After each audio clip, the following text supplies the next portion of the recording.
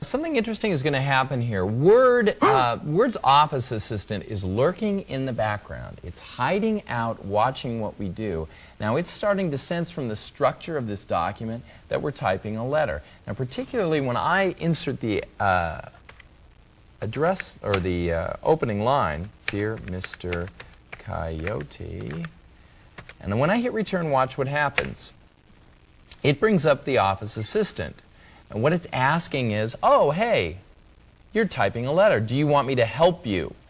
And some of the things, if you click this button, it can do is it can go into if you've got a database that you've got within Microsoft Word, it can access people's names and addresses. It can choose to structure the letter in a certain way. We're going to turn that off because I'm more interested today in having you know how you can structure the letter rather than having Word help you do it. So let's turn that off. I'll just type the letter without help. That'll put that away.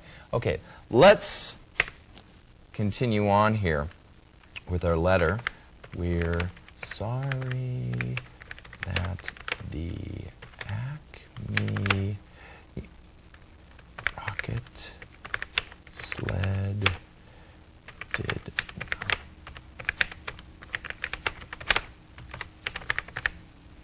Notice what happened there when I typed that last word.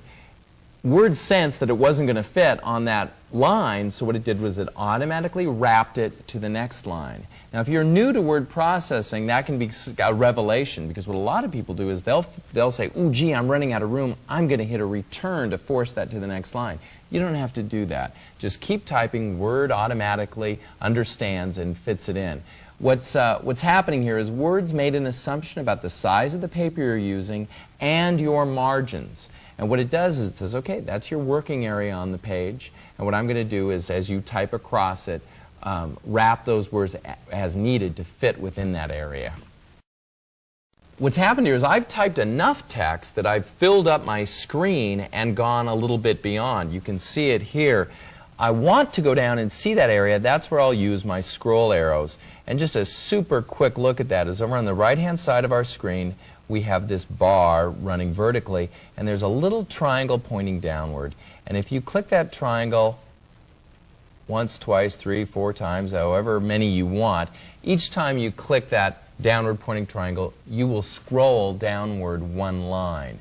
And up on the top of our screen, we've got the same triangle only pointing upward, and if we click that, we can scroll up. So if I do want to see that name at the bottom, I'll just click the down triangle to get all the way down, and then you can see that we're now at the bottom of the screen.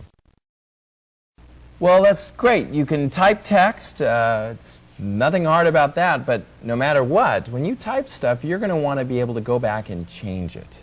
And what we're talking about is editing text.